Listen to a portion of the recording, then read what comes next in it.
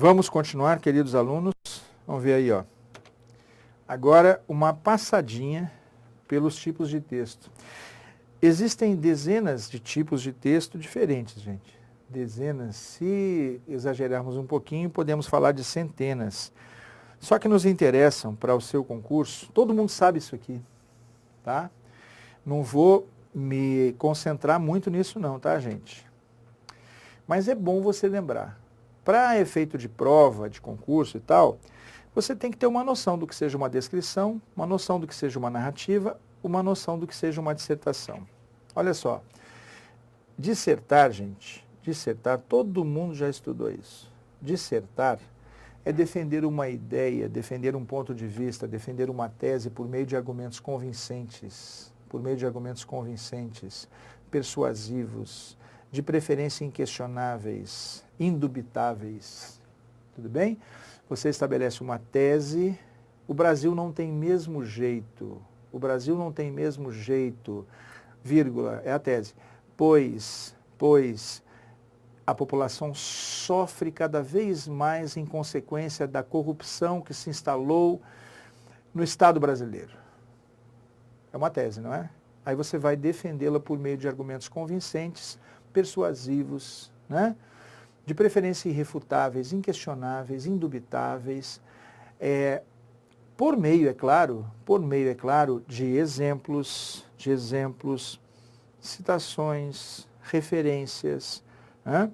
E assim por diante. Dados estatísticos, dados de pesquisas pesquisas sérias e publicadas, feitas por algum meio de comunicação, e depois você fecha o seu texto, concluindo o seu texto, finalizando o seu texto, de modo a que o fecho do seu texto não contradiga a sua tese.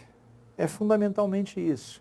Esse é um modelinho, é um dos modelinhos lógicos mais antigos de escrever, gente. Uma ideia, argumentos para essa ideia e uma finalização que simplesmente diga o mesmo, só que agora encerrando o assunto por ali mesmo. Todo mundo sabe isso, tá bom? Então, ó, vamos ver aqui um pedacinho. Na sua prova, eles não põem dissertações, textos dissertativos, nada disso, tá? Sua prova costuma trazer textos narrativos com passagens descritivas ou textos descritivos com passagens narrativas. Ou ainda textos informativos, normalmente retirados de revistas, jornais, né? Artigos de jornal, artigos que tragam opiniões e muitas tirinhas de quadrinho hoje em dia, tá bom? Então não se preocupe muito com a questão técnica da dissertação. Descrição. Olha aí, gente. Descrição. Você tem que ter uma ideia disso. É um retrato.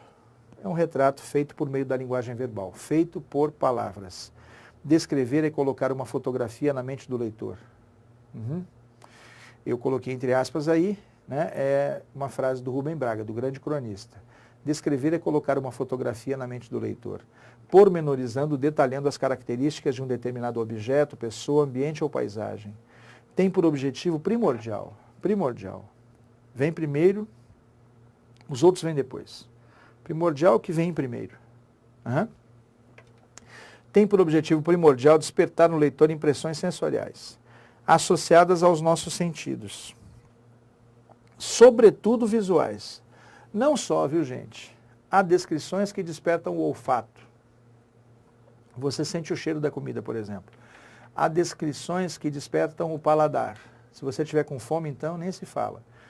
Se você estiver assim, lendo um texto que fala sobre a confecção de uma macarronada caseira, você pode sentir o cheiro, às vezes, você pode sentir até o gosto, dependendo de como o texto é produzido, é escrito, tá bom? Então não são só visuais. Há textos que nos fazem ouvir, barulhos, ouvir ruídos, que despertam as nossas sensações auditivas. Há textos que despertam a nossa sensibilidade tátil. Dependendo de como é composta a descrição, você pode se sentir tocando alguém, ou tocando alguma coisa, Ou tem uma famosa, né, uma composição, um texto descritivo, um trecho descritivo da Clarice Lispector, em que a pessoa tateia uma maçã no escuro, e você se sente fazendo a mesma coisa, Então, gente, o objetivo é despertar sensações, sobretudo visuais, né? mas não só visuais. Dei um exemplo aí do Machado de Assis. Não podia tirar os olhos daquela criatura de 14 anos, alta, forte, cheia, apertada em um vestido de chita. Reparem que é possível enxergar isso. Eu não enxergo nada, João. É só botar um pouquinho a cabeça para imaginar, para fazer imagens. Eu não podia tirar os olhos daquela criatura de 14 anos, alta. Você consegue enxergar isso? Forte, cheia, apertada em um vestido de chita, meio desbotado. Os cabelos grossos feitos em 2 tranças, com as pontas atadas uma à outra. A moda do tempo. Desciam-lhe pelas costas. Os cabelos grossos feitos em 2 tranças, com as pontas atadas uma à outra, desciam-lhe pelas costas. É possível ver isto, gente. Morena. Já imaginou a figura? Olhos largos, aliás, olhos claros e grandes, nariz reto e comprido, tinha a boca fina e o queixo largo.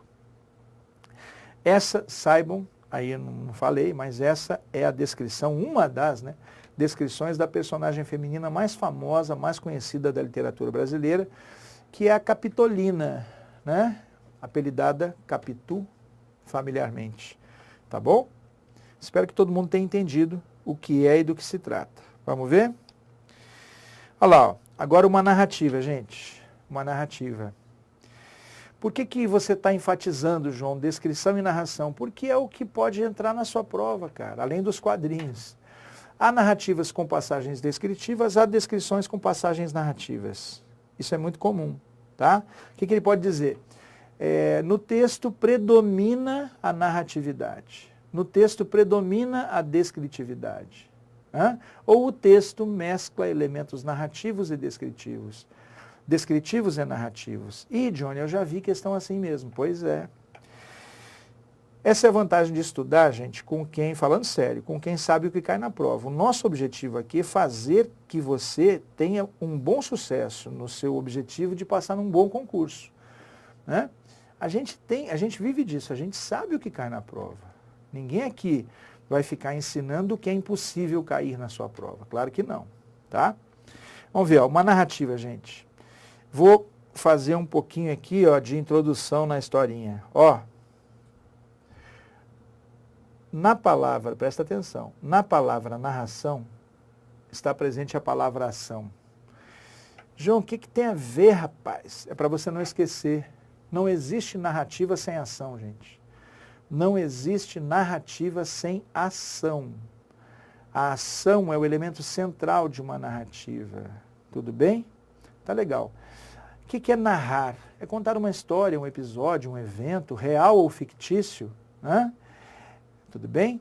Em que atuem, tem que ter ação, em que atuem personagens, num determinado tempo, num determinado espaço. O tempo pode ser físico ou psicológico, o espaço também. O tempo e o espaço também não tem nenhum, a modulação do tempo, a modulação do espaço também não tem nenhum compromisso necessário com nenhuma realidade, Espaços podem ser criados, inventados, nunca terem existido. O tempo também, que já é por si uma noção completamente abstrata, a concepção de tempo é completamente humana, tranquilo? Então, narrar é contar um episódio qualquer, uma história qualquer, na qual atuem personagens, num determinado tempo, num determinado espaço. Outro elemento fundamental, está no programa da maioria dos concursos, é a questão do ponto de vista do autor, do ponto de vista do narrador. Numa narrativa, gente, numa narrativa você vai encontrar pontos de vista. O narrador pode narrar em primeira pessoa sendo um dos personagens. O narrador pode narrar em terceira pessoa apenas observando o que narra, é um narrador observador. Pode narrar em terceira pessoa conhecendo profundamente o íntimo dos personagens, vai ser um narrador onisciente. É possível misturar todos esses pontos de vista também numa narrativa mais contemporânea, mais moderna, tá bom? Vai lá, então, ó, o conceito agora para você solidificar isso que eu falei. Narrativa, é a modalidade textual que consiste no relato de fatos de uma história real ou fictícia, em sequencialização lógica, que envolve necessariamente a presença de ações, as quais se desenvolvem num determinado tempo físico ou psicológico, num determinado espaço concreto ou abstrato, nos quais atuam personagens. Esse é o melhor conceitinho que tem, gente. Aqui, ó, esse é um conceito tradicional, viu, moçada? Que fala em sequencialização lógica. Isso não é muito necessário e no Brasil nós temos um exemplo de 1881, da segunda metade do século XIX, de um romance, exemplo de um romance brasileiro, feito por um brasileiro chamado Joaquim Maria Machado de Assis, que revolucionou completamente a literatura ocidental. É o Memórias Póstumas de Brás Cubas, em que não há nenhuma sequencialização lógica. Não há. Começa pela morte do próprio narrador, que é um defunto autor. Né? Ele fala lá, ó, eu não sou propriamente um autor defunto, um autor que tenha morrido. Eu sou um defunto autor. Quer dizer, depois que eu morri é que eu virei autor. Eu sou um defunto autor, para quem acampa, o túmulo foi outro berço. E lá, a narrativa toda se faz ao sabor das memórias de um defunto, sem nenhuma sequencialização lógica. Johnny, então por que você botou isso aqui? Porque esse é um conceito tradicional, tá, gente? É um conceito tradicional. Um romance como Memórias Póstumas de Brás Cubas e outros romances que vieram depois, especialmente no século XX, contradizem essa questão da sequencialização lógica, tá bom? Mas como conceito tradicional está posto aí. O importante é você saber que não é sempre assim, tá bom? Vamos ver, ó. Peguei como exemplo de uma narrativa, por gosto particular, o início de um conto chamado As Margens da Alegria, do João Guimarães Rosa. É o iniciozinho mesmo, viu, gente? Está no livro de contos chamado Primeiras Histórias, publicado em 1962, ano em que o Joãozinho aqui nasceu. Esta é a história. Ia um menino com os tios passar dias no lugar onde se construía a grande cidade. Era uma viagem inventada no Feliz. Para ele, produzia-se em caso de sonho. Saíam ainda com o escuro, o ar fino de cheiros desconhecidos. A mãe e o pai vinham trazê-lo ao aeroporto. O avião era da companhia especial, da empresa, né, sei lá, de 4 lugares. Respondiam-lhe a todas as perguntas. Até o piloto conversou com ele. O voo ia ser pouco mais de 2 horas. Reparem que existe a narrativa de um evento, né? A narrativa de um evento. Há ações que se dão num determinado tempo, num determinado espaço, nos quais tempo e espaço atuam personagens. Pronto.